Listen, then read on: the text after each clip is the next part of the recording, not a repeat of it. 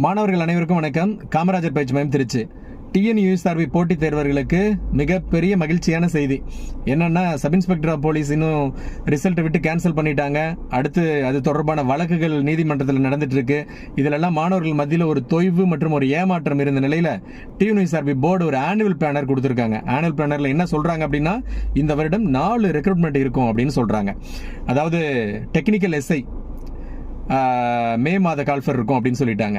அடுத்து pant constable அப்படின்னு சொல்லிட்டு ஒரு தனி ரெக்ரூட்மெண்ட் ஜூலை மாதம் இருக்குன்னு சொல்லிட்டாங்க. அதற்கு அடுத்து கிரேட் 2 போலீஸ் கான்ஸ்டபிள் 2ஆம் நிலை காவலர் கால்ஃபர் செப்டம்பர் மாதம் இருக்கும்னு சொல்லிட்டாங்க. அதுக்கடுத்து joint recruitment sub inspector of police SI மற்றும் எஸ்எஃப்ஓக்கான காலி பணியிடங்களுக்கான அறிவிப்பு நவம்பர் மாதம் இருக்கும்னு சொல்லிட்டாங்க. இப்போ நம்ம இந்த வருடம் 2ஆம் நிலை காவலர் அறிவிப்பு தான் எதிர்பார்த்தோம். ஆனால் joint recruitment sub inspector of police recruitment இருக்கும் அப்படின்ற எதிர்பார்ப்பு இல்லை. ஏன்னா இந்த எஸ்ஐயை இவ்வளோ டிலே ஆகிட்டு இருக்கிறனால இந்த வருடம் முழுவதும் இதுவே நடக்கும் அப்படின்னு எதிர்பார்த்தோம். ஆனால் ரெக்ரூட்மெண்ட் இருக்கும்னு சொல்லிட்டாங்க. ஸோ ரெக்ரூட்மெண்ட் நமக்கு இருக்கு. அது டிலே ஆகட்டும், எப்படி வேணாலும் ப்ராசஸ் டிலே ஆகட்டும். அடுத்த வருடம் இல்லாமல், ஏன்னா இந்த எஸ்ஐ ட்ரைனிங் முடிக்க அடுத்த வருடம் ஆகிடும். அப்போ நமக்கு 2028 தான் இப்போ இந்த 2026 ஒரு எஸ்ஐ கால்ஃபர் வந்துச்சுன்னா அதற்குரிய ட்ரைனிங் ஆகும். அதெல்லாம் ஒரு பக்கம் இருந்தாலையும் நோட்டிஃபிகேஷன் இருக்குன்னு சொல்லிட்டாங்க. ஸோ அந்த வயது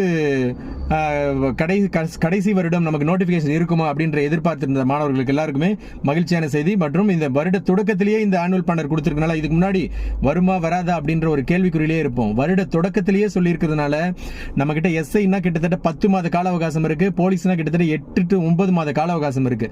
மிக அதிகமான கால அவகாசம் படிக்கிறதுக்கு. சரியா மாணவர்கள், அதனால இப்பவே இப்போ இருந்து உங்களை அடுத்த ரெக்ரூட்மெண்ட்டுக்காக தயார்படுத்திட்டு வாங்க.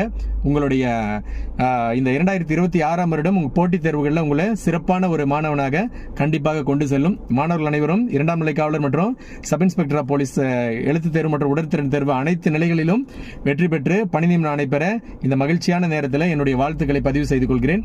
மேலும் இது தொடர்பான தகவல்கள் இருந்தால் அடுத்த வீடியோவில் தெரியப்படுத்துறேன்.